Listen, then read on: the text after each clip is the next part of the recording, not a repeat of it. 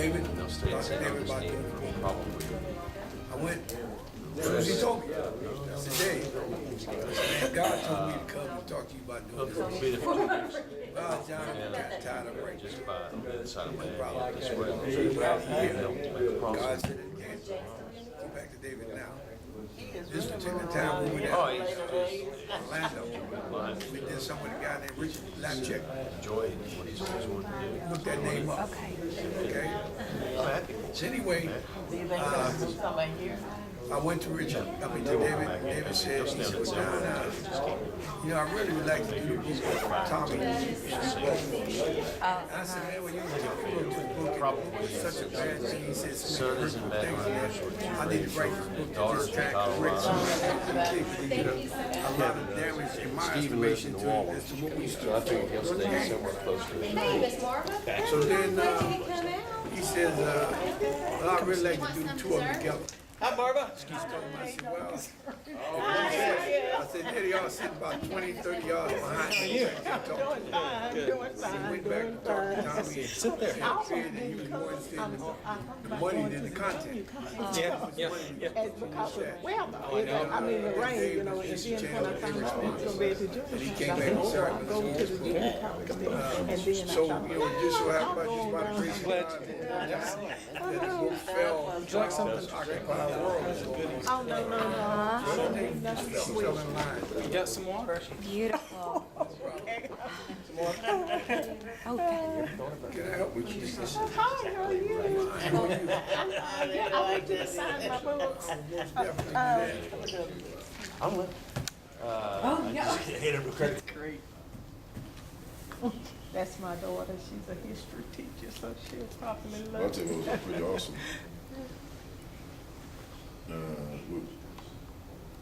Sam Jackson chased him down to get him to come to the opening of the Broadway play, The Mountaintop, Yeah? in New York, yeah. That's pretty neat. Why he pushed the button for Carlton to come to. No, I was just tagging along. Don't tell them that he for me. Sam Jackson, Angela Oh, Bassett. my God. Well, Wow. I wish you could have saw their face when we went upstairs to visit them too. Yeah? God said, we gotta give her a t-shirt, we gotta give her a t-shirt. Oh, that's fantastic. There was some kind of an award ceremony he's thinking. And this is Oh, too. good. To me, Marva, M-A-R-V, Oh, V-S, at least he's see, man. That's him walking in. and Joe's my life. V-A. V. Who's as that? That was awesome right now. Marva. I told the story the other night. Dave Popovich, the coach of the San Antonio Well, Spurs, my last name is Joe. he came to New York. Of course, you probably talking I just want to say something pretty quick, because I overheard you all's conversation. And there is a tie to Mr. Carlos in Paris, Texas, other than me. So, Oh, on the economic side. So, Awesome. But first, I'm just honored that, Steve and Doug and amongst other things we've been trying to work on with the university and the city of Paris, just for having us and opening up Paris, Texas to John Carlos. And being from Paris, I wanted, with all the things we know that are happening in this town, and I love my hometown very much. And I wanted to show people that we are different than what's on CNN and all the other places and all the people that have come in here and created, some of the havoc that we've had. We have issues all over. I'm very fortunate to have been in 25 different countries and lived in 5, and there are problems everywhere. So, but I wanted us to show, the world that Paris, Texas is bigger and better than what's been put out there. So, but nonetheless, I wanted to say that I overheard the conversation about the banners and about screen graphics in Paris, Texas. So with our long-term plans, when they go on the website and all that, and we hope to see those shirts around the world on people, you'll know they were printed right here in Paris, Texas. I love that. That's great. So that's the economic side that Paris, Texas has with Dr. John Carlos. So I got to make sure I give S&S Graphics credit for doing those. And I'm gonna tell you, John, you gave me a bit of credit last week, and I kind of took it, and I wasn't gonna change it. But I'm telling you, there are some creative minds in Paris, Texas, because if you look at the book, it's similar, but and the where's the little? Made it a little more homemade. They changed it up a bit, and it's pretty awesome what they did. You know how they changed this up. They created this. I didn't. They came up with all these ideas, but I was taking the credit of the day. You know, and so what they did was, They're under your tutelage. So yeah. Yeah, that's a way You to know, delegate. you look at that, and you know, like they came in, because I told them we wanted to put the website on everything, and they did that on the banners and then also on this poster here. But when they went on the website, I guess they got real creative. And But you know something, man, when you sit back and you think about it, it's pretty much going all over the world, you know. And we have, my wife and we have foster kids, right? And I have to teach them. I said, listen, when you get up and you're washing the dishes, you can't let the water run down the sink. They're going, oh, why can't I? I said, listen, one day you can wish you could take a shower, and one day you can wish you can get a glass of water. And all you're gonna be able to do is think about all this water that you let run down the drain. I said, because this world is going into a nosedive relative to water conservation. I said, we don't have the water that we had when I was a kid. I say, and you let it go. You go in the shower, you wanna stay in the shower for an hour up there singing, just wasting it. I say, in your lifetime, I said, I'll be gone. Yeah. I said, but in your lifetime, there's gonna be somebody that take you, say a glass of water costs you $500. You understand? Well, who would have, you know, when I was a kid growing up, I never thought I'd pay for a glass of water. Right. And I was at a Ranger game 2 years ago in July, and I bought 8 of those bottles at $7 a pop. That's right. That's right. When you sit back, Yeah, I'm sitting there going, I can't believe I'm buying this water. I can't believe I'm gonna go up and get another one. well, you know, guys used to do, they used to get slick in California, in New York. They would put the New York tap water in bottles and send it out to California and sell it. That's when they you gotta wait for years and we put the tap water from New York water, bottle it up and sell it in California. Well, you know, I have a cousin, several cousins that live in Oklahoma City, and Sunday I called one, the one I stay in contact with all the time. But anyway, I said, how was the earthquake? And she said, you don't want to do that. And I said, she said, my house felt like it was on top of something, and it was just moving. And she said she has hanging baskets, and she said her hanging baskets just swung back and forth for 10 minutes. And this was the aftershock. Wow. Yeah, Saturday was the aftershock because the main earthquake was Friday night. And- See, I didn't even know we were on a fault. I mean, Yeah, we're oh near a yeah, fault. there's a fault that runs along the Red River. Yeah, you go back to the Bible said, you know, it said, and a lot of time, it said there's gonna be quakes in places you least expect them to be. You know? Colorado. And I concur with what she's saying. I remember we had the twin quakes in California. I had a guy that, real nice neighbor, he was from Kansas City, matter of fact. And he had come out from El Paso, and he worked the railroad. And he said, yeah, John, he said, this is nice. My wife and I, we love it here. I said, man, you're great neighbors too. But this quake came that morning, early that morning, Sunday morning. And the weeks before, they were putting these new big water pipes in the ground. And I planted a little tree. The tree grew up pretty good size. And we went outside that morning, everybody outside in the underwear. Everybody stayed outside in the underwear. So now, we get through this one. We go in the house, we ain't in the house 30 minutes. Here comes another one. We thought it was an aftershock, but it was bigger than the first one. So I go outside, I'm holding on to the tree, and my wife's standing next to me. And then I thought, oh man, I gotta take my wife and cover her head up, because the waves, the streets, when they just laid them pipes, was like the ocean, like waves. And I'm looking at them saying, I know these pipes getting ready to just bust back through the ground. The cars in the driveway, they jumping up like horses. So I'm grabbing my wife, because my wife had a heart problem. I said, man, I want my wife to see she be to have a heart attack out here. I looked at my wife and said, God is telling us it's time to pack up. That's right. We'll get this message. I don't know. That wasn't they probably leaving the state. then I called some people when they had the quake in DC. I called this girl up, I said, Lacey, I said, where are you? She said, we just ran out of the building. I said, what happened? She said, it sounded like it was a nuclear bomb went off. I said, why? She said, the building just shook. I said, well, you don't know what happened? But y'all just had a 5.8 earthquake. Oh, she didn't even know. No one knew. And she was shocked that I was able to get my call through because all the phones shut down. And I told her, I said, Lacey, I said, y'all just had a 5-point earthquake. She said, that's not possible, this is DC. I said, well, don't go in the building no time soon. That's it, because they usually had their little kids follow behind them, the little tremors coming later. So later on down the line, she called me, she said, yeah, John, she said, I don't know what's going on in this world, but nobody in Washington, D.C. was ready for anything like this. What they weren't in They even Oklahoma snapped City. the monument. I laughed because people panic. I said, where you gonna run to? Says the guy who's been in California for months, just laughing. Wasn't that the only person that got hurt in Oklahoma City is the guy that ran outside and tripped over something? Well, you know, in the desert, we have to be concerned about, you know, they call them holes that drop in because we basically in sand out there, and they think that they have the liquid rivers running underneath. So they talking about the houses when we falling down.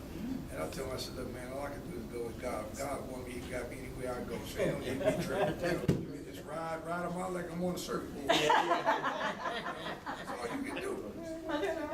Ran my mother and sister out of there, though. My mother and sister, when that big quake came through, they said, Johnny, we'll see you when you come to North Carolina.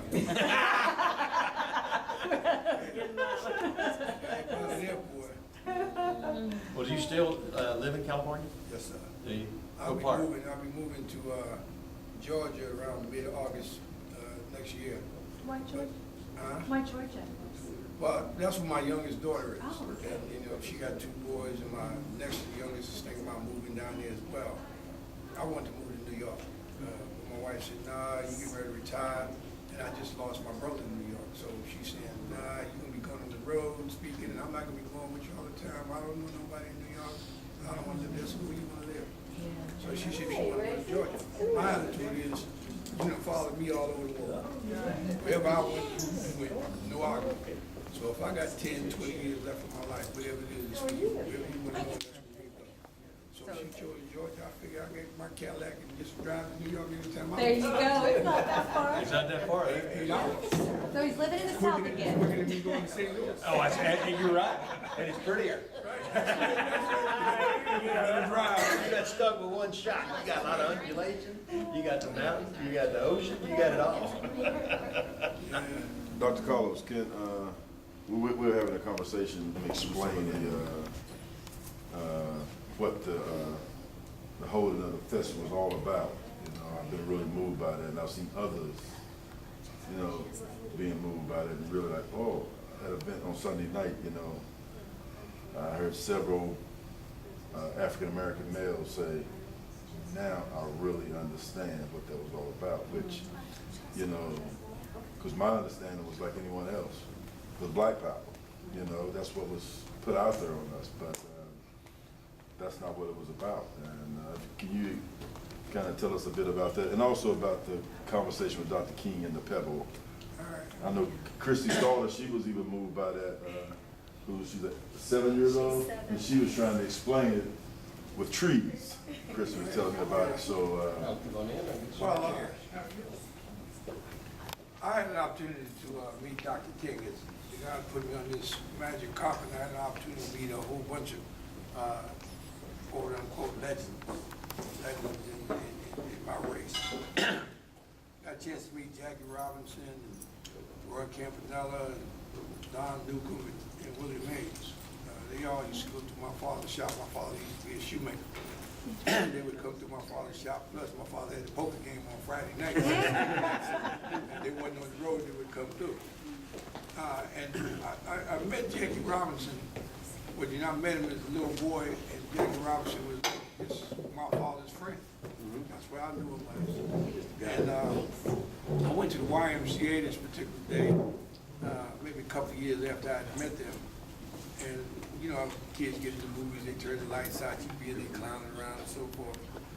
And as I'm clowning around, I pan the TV, the screen, and I see my father's friend on the screen. I said, man, stop playing around. That's my father's friend. That's not your father. That's my father's friend. Stop playing. And I began to look and realize who he was. I began to realize that he was a military vet. He was a 4 letterman in college at UCLA. He was the first man to cross the color line in baseball. And then at the same time, he was a great track guy too. And the thing I heard that he had a brother named Mac Robinson that was in the 36 Olympics with Jesse Owens and won the silver medal in the 200 meters. But I think by the time the movie was over, it dawned on me that with all the greatness that this guy had, he was cascaded as a second-class citizen, just merely because of the color of his skin. And it blew me away that this guy could accomplish all of this and have to go through so much, merely because he was a black man. So that kind of stuck out in my mind, almost like a seed that God put in my heart, my mind, that something ain't right. And then he had me to meet Malcolm X as a youngster, to be able to run through the Harlem, to walk with him from one location where actually I was jogging, he was walking, because he was a fast walker. And I had to do like jog to keep up with him, to try and get some understanding as to who he was as a person and why he felt the way he felt. Just like a sponge, just trying to suck up the knowledge. And then moved on from him. And then God moved me up around 60, 68, and I got a call from Professor Edwards at my mom's house and told me some people was having a meeting and they was inviting me to this meeting. I asked my mom, I said, Mom, they said there's a meeting going on, they'd like to have me there. We were in the house painting our kitchen at the time. So she said, well, if they invite you to the meeting, it must be important that you get there. So yeah, you know, and I'll handle this. And I remember going downtown to Madison Square Garden, the old Madison Square Garden, and across the street from the old Madison Square Garden, they had a hotel called Americana Hotel. And I remember going into the lobby because, you know, kids from Harlem, we don't normally go into the big hotels downtown. And I'm looking around, I'm saying, you know, my mother was like a perfectionist, and she'd buy a sofa like this and put some plastic on it. You gotta wait 10 years before you can sit. You know what I'm saying? Man, my mother was showing love to have this furniture here in the house, right? So that like just floated through my mind, but I had to put that in because it's so true. How I sat there before I went to the desk and, man, my mother could use that chandelier, mirror on the wall. But anyway, I went on to the desk and I asked for the people that they asked me, they told me to go up to room so-and-so, and I knocked on the door. Door opens, this guy come to the door, looked familiar to me, but with the face didn't match up with the body, because I thought this guy was at least 6 feet, 6'3", somewhere around there. But he was a short fellow. I said to myself, I said, God, I know it's the same guy. I said, whoever took his picture must have been on his back shooting up all the time, right? So I go inside, and I see a lot of people inside that, you know, maybe we've seen on TV over the years. But I still haven't put the dots together in my mind. And they offer me, would you like a sandwich, you like coffee, you like milk, whatever, soda. And I'm sitting there, and I'm kind of a little nervous because it's almost like I was out of my element. And about 20 minutes later, 25 minutes later, the door opens and boom, here's Dr. King walks out. And when he walked into the room, like you just don't know. I felt like my mother, more than anybody in my life, my mother needed to be there like a bug on my lapel or a rock in my pocket. She just needed to be there in this moment. Because my mother always revealed Dr. King as probably God's first lieutenant that he sent here to try and deal with some of the issues on this planet. And he realized that I was kind of nervous. And I got off the first 5 minutes or so of meeting this man or seeing him, was that if he wanted to be a stand-up comic, he could have done it very well. Because he cracked some jokes to try and sedate or relax everybody. And he chilled me out. And then the essence of the meeting was that he wanted to come out in support of the Olympic boycott, which many people never even had knowledge that he wanted to do this. But in the context of the meeting, he also said that they sent him a letter, and in this letter they said they had a bullet with his name on it and he wouldn't have to wait long. I said to myself, well, there's some heavy stuff that he's dropping on us. So when the meeting was over, he asked did I have any questions, and I had 2 questions. I said to him, I said, Dr. King, I said, you ever played any basketball? No.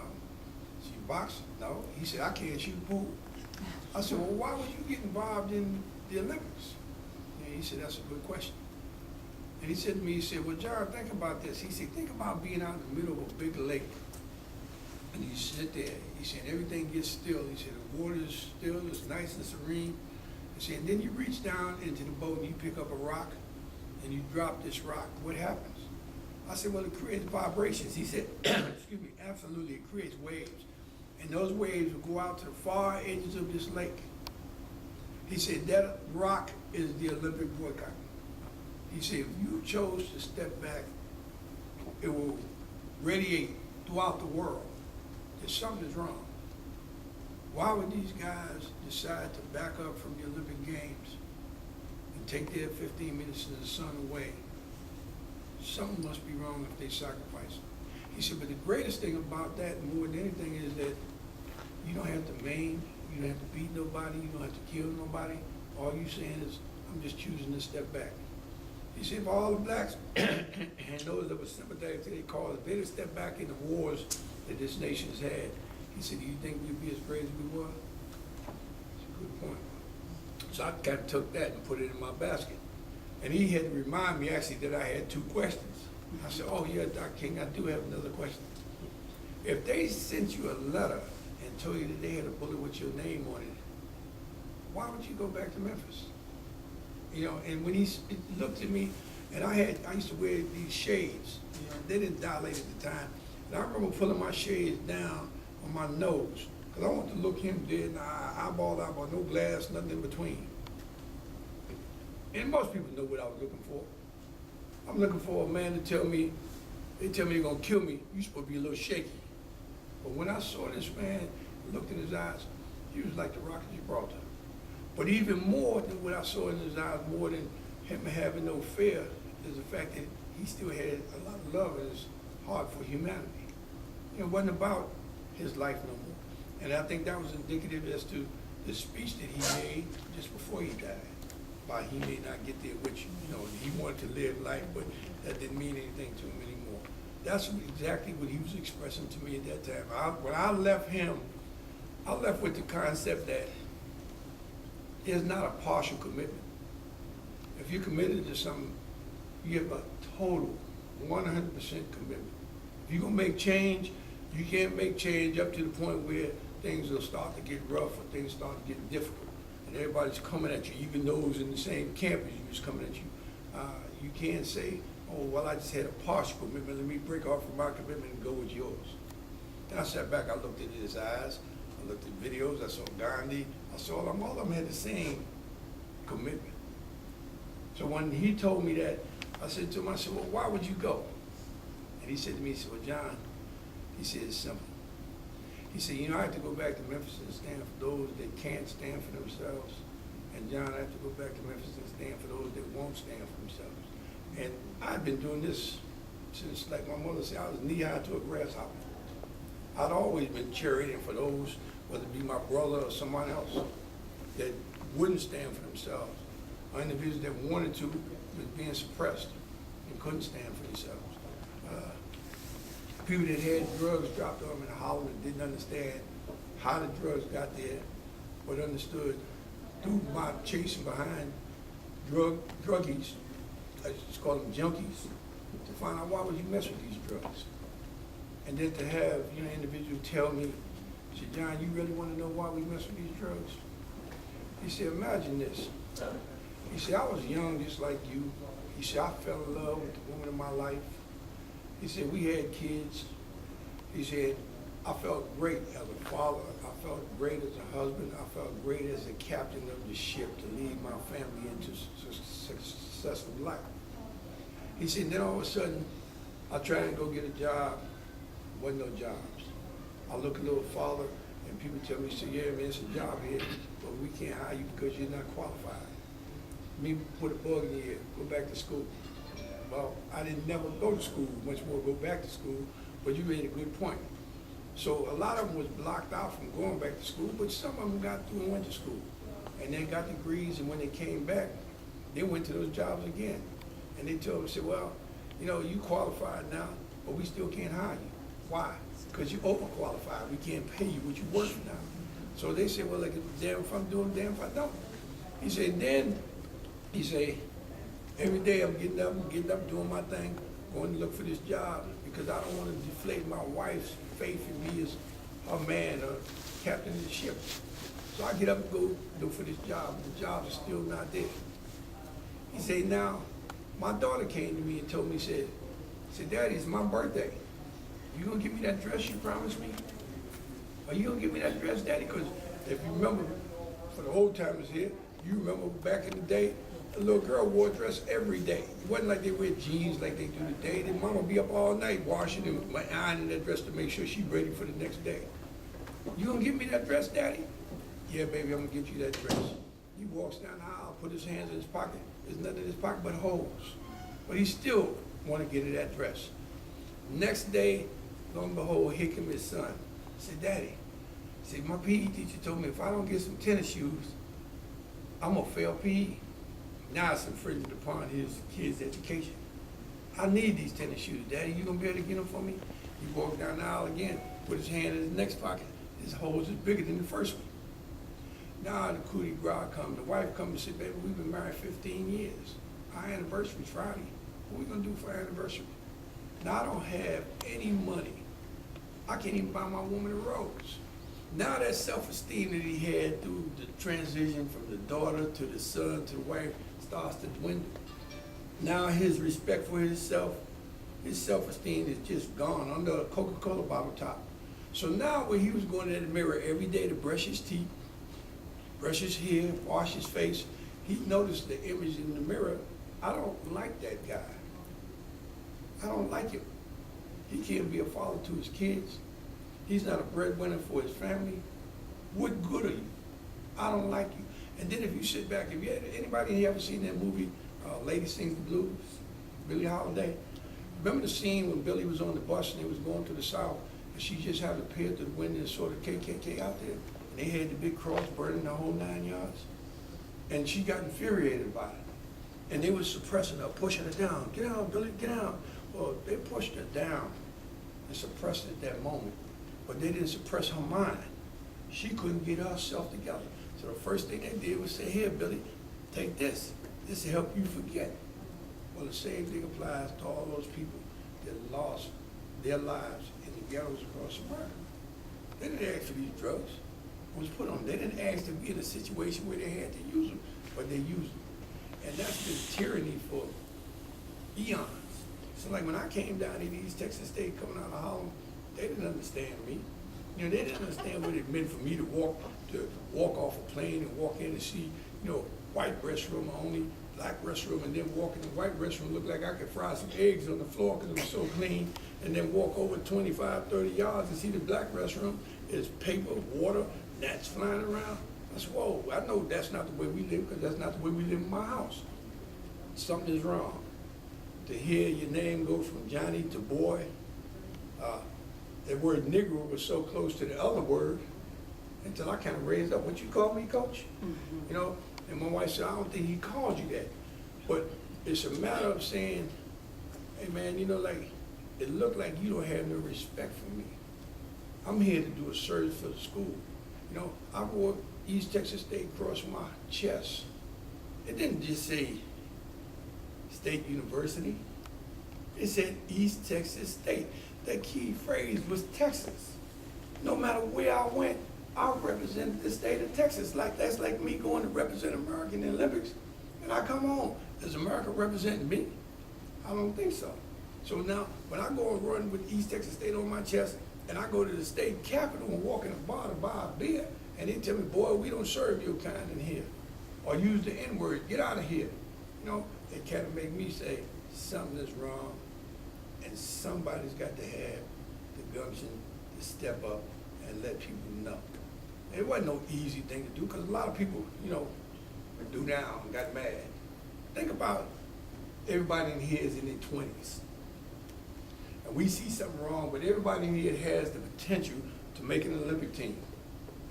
But somebody says, man, you know, we have perils in society that we might be able to change. How can we change it? Maybe to give some people an idea that maybe I need to resurrect my consciousness, because why would these people do what they're doing? We have to give thought about it, because everybody's consciousness just went dormant. So we decided, okay, all of us get together.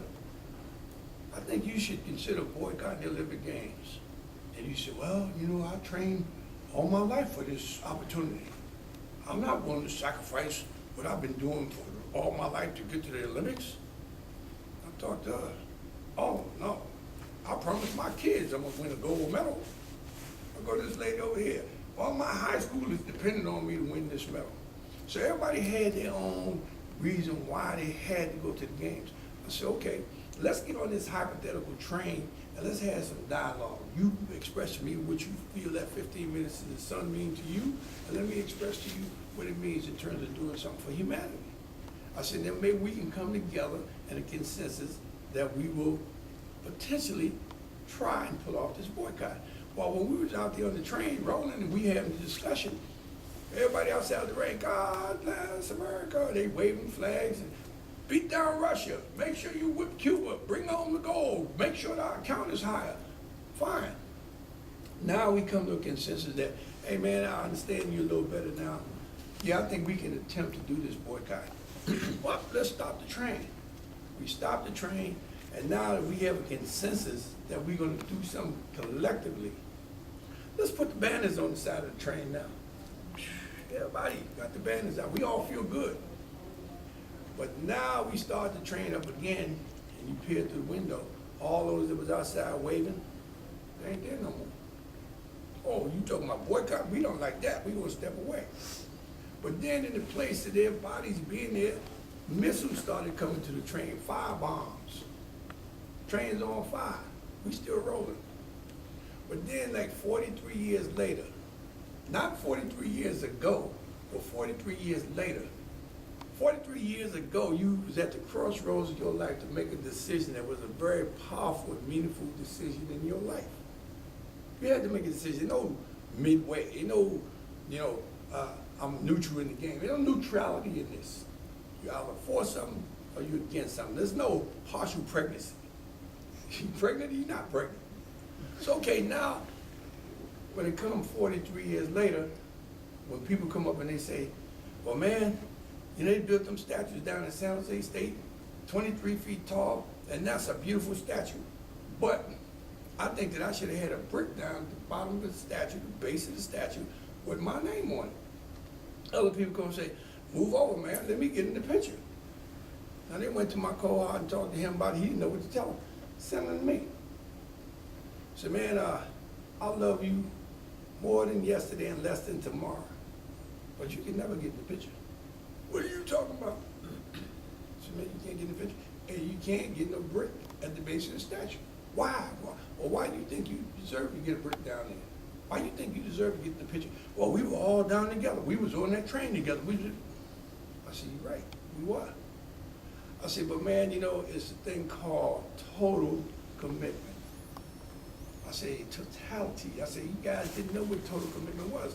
I said, because as long as everything was going smooth on the train, y'all was with it. The minute things got turbulent, when the fire started coming and the fire bombs started hitting the train, I saw a lot of people starting to bail. You ain't bailing if you making a commitment. I say, so now if you want to be in the picture, do me a favor. Open up your shirt, pull up your pants leg. Let me see the burns on your back or the burns in your arm, up and down your neck or your legs. If you don't have no burns, you wasn't there.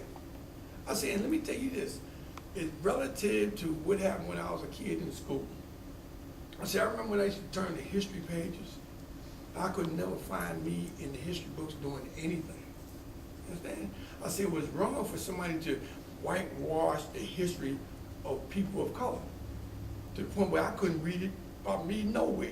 Went to a school called Frederick Douglass, couldn't even see a picture of him in the school. Okay? So I'm sitting back and I'm saying now, if I'm against that in terms of what they did with history, I have to be against you. I said, because if I let you in the picture now, or if I put a brick down there, I'm whitewashing history again, man, and telling a lie about what history was. You had an opportunity 43 years ago, and you blew it. I can't turn it around to make you what you wasn't. See, as we begin to get older, we begin to reflect on our lives. Because now I'm getting ready to die. And the question is, what did I do with my life? My kids, my grandkids are starting to say, hey, Pop, when you in the 1968 Olympics, what did you do? All of them are getting these questions now. What did you do? What role did you play? How come they don't have a statue of you? How come, Pop, I don't see you in the picture? And I tell them, I say, man, you have to reconcile with yourself and reconcile with your kids. I got a guy right now who wrote a letter. This guy was dear to me. I have nothing but nice things to say about him. But he wrote a letter in regards to this book, in regards to what I've been saying. And you see, talk about the Olympic Project for Human Rights. And he says that I wasn't involved in the Olympic Project for Human Rights. I never said that I started the program, because when the program started, I was down here in Texas, okay? But I always tell people who say, I was not the bomb, but I was the fire that brought it to the bomb. I was the wick that brought the fire to the bomb. That was my role, okay? When I got down there, they was running around like chasing their tails. And I kind of like put them in focus as to where we have to go and where we have to be, this, that, and the other. So he said, nah, John Collins didn't even go to none of the meetings. Total lie. And then he says, John Collins didn't get involved in the Olympic Project for Human Rights until after the Olympics was over. Another lie. And if anybody pushed the image of a potential boycott, it was me. If you look at anybody that was there in the 60s that ran track, if you look, you will see I'm the only one that had the Olympic Project for Human Rights button. Every time I ran, the button was on my chest. But he sits back and he writes this. And that's another part of, I want to be in the picture. I don't like the fact that your book is taking off and mine never took off. I don't like the fact that you go on all these TV shows. So now the envy and the jealousy come up. I don't have nothing bad to say about them. If people want me to say something bad, I say, man, I don't have no comment. They're entitled to their opinion. But I feel sorry that you didn't make the right choice when you did. And I remember a lot of them stepped away from me. You know what it is to have friends and they all walk away? When I say walk away, I'm talking about the government come down on you, and all you have after the government come down is your friends. And now they start walking away. And you have to have some sort of determination in your mind as to why they walk away. They walk away because they don't like me. Did they walk away because they don't respect me? Or did they walk away because they fear reprisal for being associated with me? Well, I chose to take the latter. They walked because they were afraid that someone's going to do things to them that they're doing to me. But I had two partners of mine sitting me in the airport one day in D.C. 3 o'clock in the morning, we waiting on the plane to have breakfast in a restaurant. And they tell me, say, man, you screwed up your life. You never get a job in America again. Man, I feel sorry for you. And your kids, they ain't never get nothing. And at the same time, they were saying that about my kids were being ridiculed in school once the teachers found out that I was their parent. Okay, so I'm listening to that. And all I can do is tell them, I said, man, I just hope and pray that when I start going back up to the top again, that I remember to be humble and not like you guys. And they said, what do you mean going back up? I said, man, I'm not down. You putting it like I'm down. I said, man, you ever seen a hummingbird hide and stop? I said, well, that's me. Stop right there. I said, or a helicopter that just floats over and he just stands in midair. I see a guy that falls in the water and tread water. He never goes down. I said, either one of them is me. I'm just laying dormant until God tells me it's time for me to move again.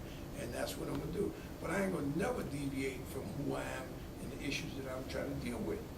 And you know, my thing ain't to say I get up every time I give a speech and hit a grand slam.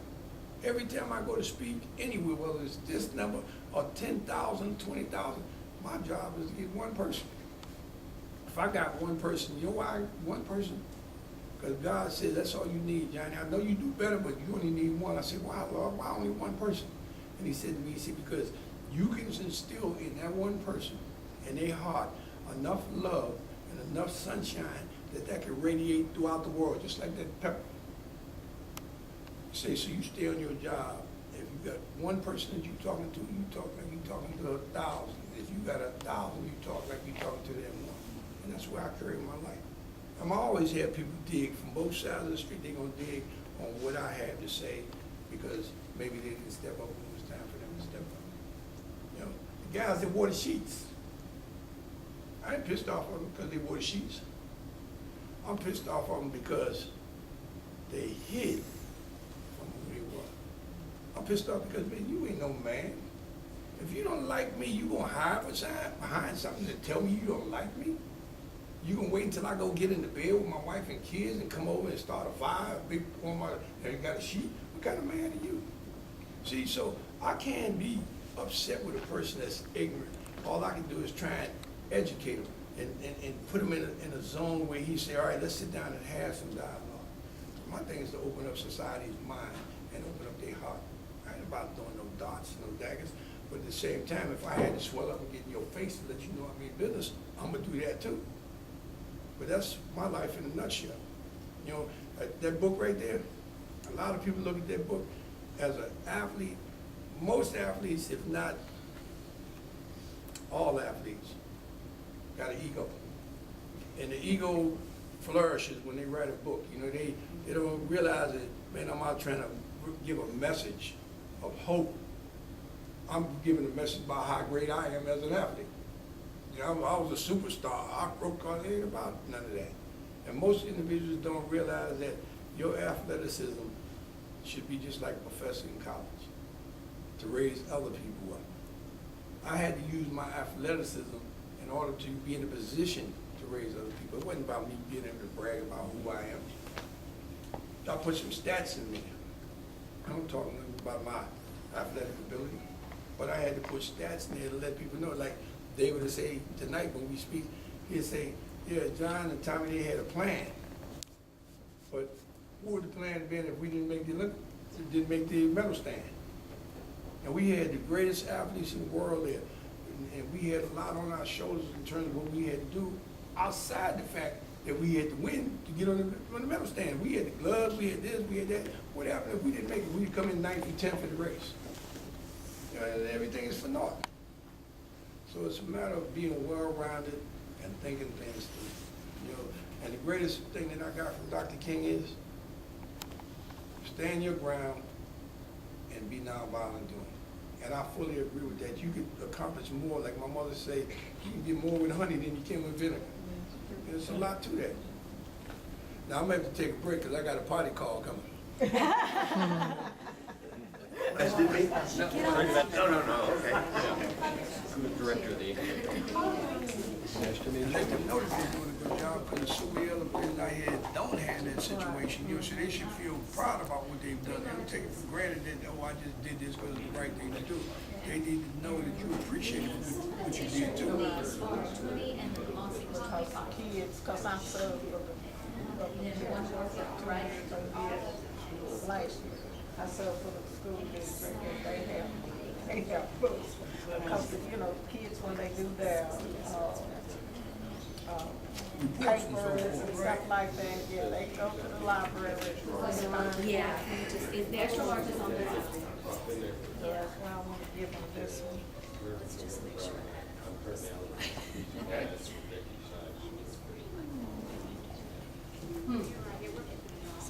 And they'll learn about my learning disabilities in this book too. Oh, You know, not being able to spell in the whole 9 yards, to hardly read.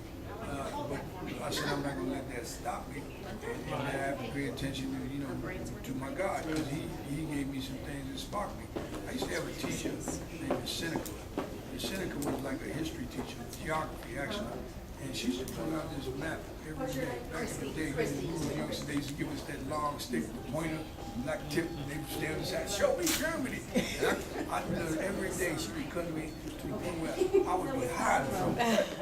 She would walk right up on me. Johnny Collins, Johnny Collins, come back, look at there's the desk. My head would be up under the desk like that. She walked right up and come up here. So one day I looked at her, I said to her, I said, why you keep asking me to show you these places? I said, you know, I'm never going there. You wanna see the Empire State Building? I'm your man. You wanna go to Central Park? I'm your man. Rockefeller Plaza? I'm your man. Empire State Building, the Statue of Liberty? I'm your man. I said, but don't be asking me to show you no plan. She said, why? I said, well, I ain't never. You know what she said to me? She said, are you God? I said, no, I'm not God. She said, well, listen, my job is to get you the way God sent you. You don't know where you're going. My job is to have you ready when you get there. Now, get in check this out. 30 days after this happened, I get on a plane, my first major trip on a plane for track and field. Get on the plane, get on the back of the plane. Well, you know, One seat, no seat, the other seat, over the aisle seat. We back in well, that's what I ourselves. thought, though, but, My first trip ever on an airplane. The plane goes up, we get off real nice. There's a door process. Okay, thank you. Everything is real fine. Then all of a sudden, you know, at that time, they didn't have the cost, they walk with the trades, you know, race with the trade service.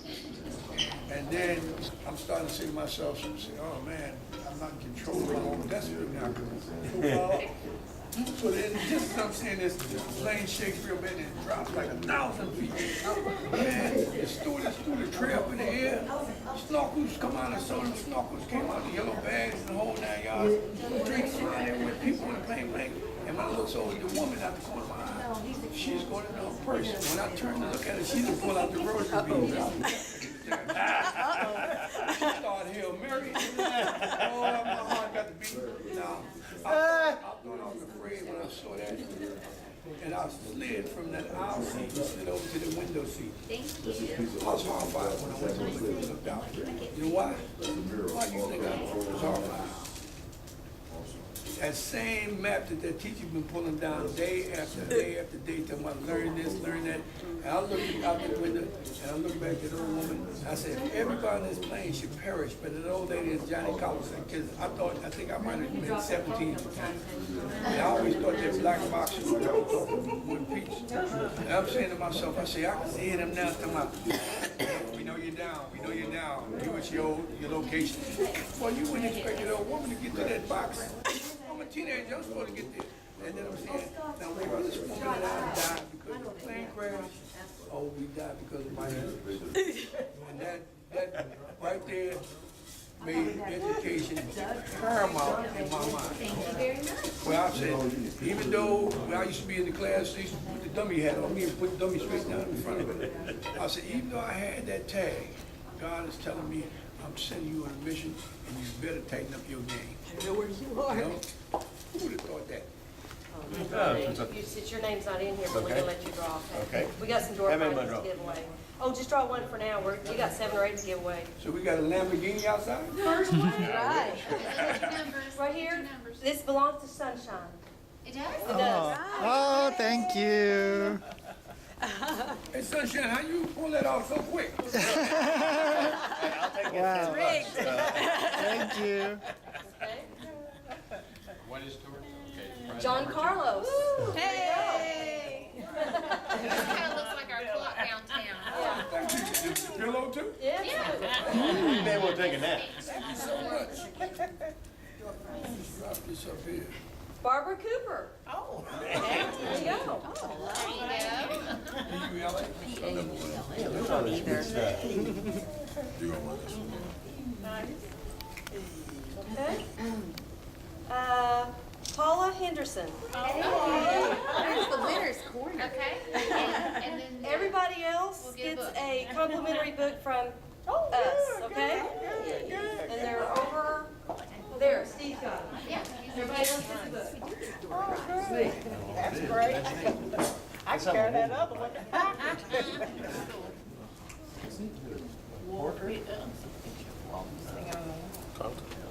You good? You got it. Thank you, sir. Is it? Yep. Oh, well, it's your stuff. Everybody has one. Did you get your book? Sunshine, did you get one of these yet? Oh, not yet. Why don't you take that one, because I already have a couple. But you have mine Well, with me. but I know he's going to do a job. 7 to 9. I'd like to take this opportunity to thank all of you for visiting with us here at the incubator today. And John, it's been a pleasure having you. And you'll always be welcome in Paris and always at the R3VI. The incubator is part of the overall economic development strategy for Northeast Texas, and we take entrepreneurs and turn them into business people. So we're always happy to have community visit our facility. Thank you. Thank you, Fred. Thank you. Yes, it is too. I'll be darned. I thought I turned it off.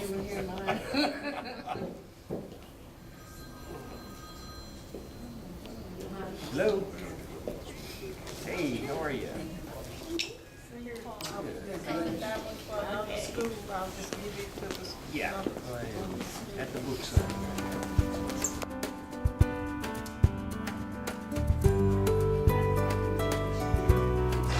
Okay. Y'all look at me. Usual cracks. Yes. Okay.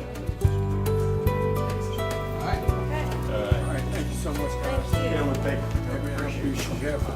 Appreciate you having us. You guys